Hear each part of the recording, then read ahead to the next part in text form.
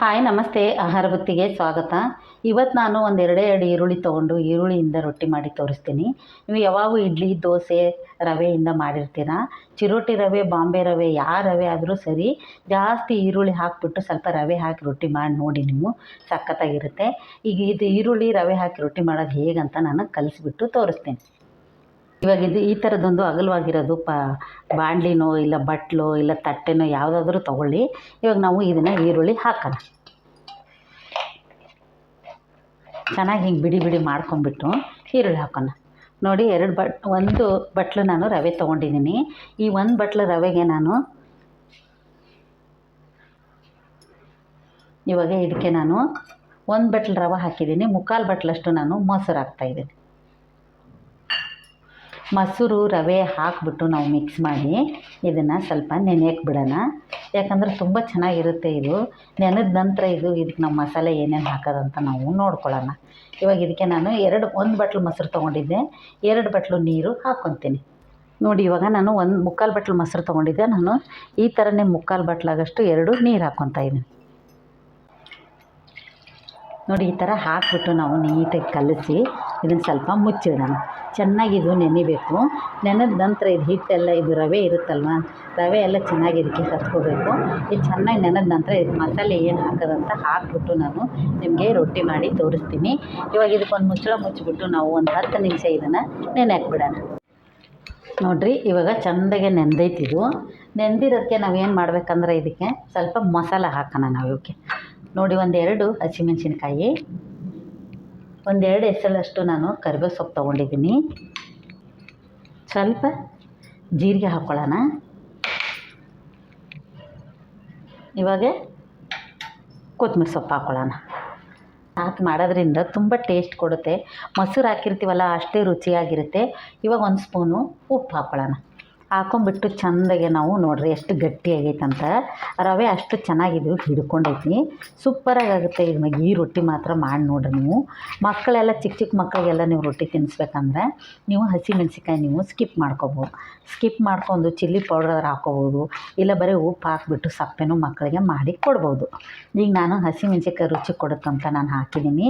ಇವಾಗ ಇದು ನಾನೆಲ್ಲ ಚೆನ್ನಾಗಿ ಮಿಕ್ಸ್ ಮಾಡಿಬಿಟ್ಟು ಇವಾಗ ನಿಮ್ಗೆ ರೊಟ್ಟಿ ತಟ್ಟಿ ನಾನು ತೋರಿಸ್ತೀನಿ, ಬನ್ನಿ. ನೋಡಿ ಎಷ್ಟು ಚೆನ್ನಾಗಿ ನೆಂದೈತಂತ ನೋಡಿ ನೀವು. ಆವಾಗ ನೋಡಿರಿ ಎಷ್ಟು ನೀರಿತ್ತು. ರವೆ ಎಷ್ಟು ಚೆನ್ನಾಗಿ ಮೊಸರು ರವೆ ಎಲ್ಲ ಇದಕ್ಕೆ ಮಿಕ್ಸ್ ಆಗಿ ಹೀರ್ಕೊಂಡೈತಿ. ಸ್ವಲ್ಪ ಉಪ್ಪು ಹಾಕಿವಿ. ಇದನ್ನು ಇವಾಗ ಇಟ್ಬಿಟ್ಟು ನಾವು ಹಂಚು ಕಾಯಿದ್ರಾಗೆ ಸ್ವಲ್ಪ ಉಪ್ಪೆಲ್ಲ ಹಿಡ್ಕೊಳ್ಳುತ್ತೆ. ಇವಾಗ ನಾವು ರೊಟ್ಟಿ ತಟ್ಟೋಣ. ನೋಡಿರಿ, ಇವಾಗ ಹಂಚು ಕಾಯ್ದೈತಿ. ಆ ಕಾಯ್ದಿರೋ ಹಂಚಿಗೆ ಸ್ವಲ್ಪ ನಾವು ನೀರು ಹೊಡಿಬೇಕಂದ್ರೆ, ನೀರು ಹೊಡೆದ ತಕ್ಷಣ ತುರಿದಂತಲ್ಲ, ಆವಾಗ ನಾವು ಇದನ್ನು ರೊಟ್ಟಿ ತಟ್ಕೊಳ್ಳೋಣ. ನೀವು ಬೇಕಾದ್ರೆ ಪೇಪರ್ ಇದ್ದರೆ ಪೇಪರ್ ಮ್ಯಾಗೂ ತಟ್ಕೊಬೋದು. ಪೇಪರ್ ಇಲ್ಲ, ನಾವು ಏನು ಮಾಡೋಣ ಅಂದರೆ ಇದೇ ಥರ ನೀವು ಹಂಚ ಮೇಲೆ ನಿಮ್ಗೆ ಎಷ್ಟು ತೆಳ್ಳಬೇಕು ನೋಡಿ ಅಷ್ಟು ತೆಳ್ಳಗೆ ನೀವು ತಟ್ಬೋದು. ಸ್ವಲ್ಪ ಮೇಲೆ ನೀರು ಹಾಕ್ಕೊಂಡ್ಬಿಟ್ಟು ನೀವು ಈ ಥರನೂ ನೀವು ತಟ್ಕೊಬೋದು. ನೋಡಿ ಎಷ್ಟು ಚೆನ್ನಾಗಾಗುತ್ತೆ ಅಂದರೆ ಇದು ಮಸ್ತ್ ಸೂಪರಾಗುತ್ತೆ. ಈ ಟೇಸ್ಟ್ ಮಾತ್ರ ಸೂಪರಾಗಿರುತ್ತೆ, ತುಂಬ ಚೆನ್ನಾಗಿರುತ್ತೆ. ಇದನ್ನು ನೀವು ಮಕ್ಕಳಿಗೆಲ್ಲ ಇವಾಗ ರಜೆ ಇರೋ ಟೈಮಲ್ಲಿ ಡೈಲಿ ಒಂದೊಂದು ಈ ಥರ ಅಡುಗೆ ಮಾಡಿಕೊಟ್ರೆ ಮಕ್ಕಳು ಖುಷಿಯಿಂದ ತಿನ್ಕೋತಾರೆ. ಇವಾಗ ಇದಕ್ಕೆ ಸ್ವಲ್ಪ ಎಣ್ಣೆ ಬಿಡೋಣ.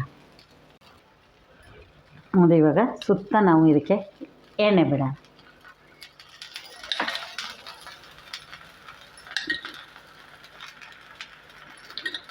ಒಂದು ನಿಮಿಷ ಆಗಲಿ. ನೋಡಿ, ಇವಾಗ 1 ನಿಮಿಷ ಆಗಿದೆ. ನಾನು ತಿರುವಾಗ್ತಾಯಿದ್ದೀನಿ. ನೋಡಿ ಎಷ್ಟು ಚೆನ್ನಾಗಿ ಬಂದಿದೆ ಅಂತ.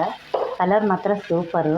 ಬೇಕಂದರೆ ನೀವು ಹಸಿಮೆಣ್ಸಿಕಾಯಿ ಸ್ಕಿಪ್ ಮಾಡಿ ನೀವು ಖಾರದ ಪುಡಿನೂ ಹಾಕ್ಕೋಬೋದು. ನಾನು ಯಾಕಂದರೆ ಹಸಿಮೆಣ್ಸಿಕಾಯಿ ಅಷ್ಟು ಟೇಸ್ಟ್ ಯಾವುದೂ ಕೊಡೋಲ್ಲ. ಈರುಳ್ಳಿ ಹಸಿಮೆಣ್ಸಿಕಾಯಿ ಇದ್ದರೆ ಸೂಪರಾಗಿರುತ್ತೆ. ಇದು ಒಂದು ಸತಿ ಬೇಯಲಿ. ನೋಡಿ, ಇವಾಗ ತಿರುವಿ ಹಾಕೋಣ. ನೋಡಿ, ಇದು ಈರುಳ್ಳಿ ಕ್ರಿಸ್ಪಿಯಾಗಿರೋಕ್ಕೆ ಸೂಪರಾಗಿರುತ್ತೆ. ನೀವು ಈರುಳ್ಳಿ ಈ ಥರ ಪಾಪ ಹಾಕಿ ಉದ್ದುದ್ದು ಕಟ್ ಮಾಡಿ ಮಾಡೋಕ್ಕೆ ಇಷ್ಟ ಆಗೋಲ್ಲ ಅಂದರೆ ನೀವು ಸಣ್ಣಕ್ಕೂ ಈರುಳ್ಳಿ ಕಟ್ ಮಾಡಿ ನೀವು ಹಾಕ್ಕೋಬೋದು. ನಾನು ಈ ಥರ ಈರುಳ್ಳಿ ಉದ್ದುದ್ದಕ್ಕಿದ್ರೆ ತುಂಬ ಟೇಸ್ಟ್ ಇರುತ್ತೆ.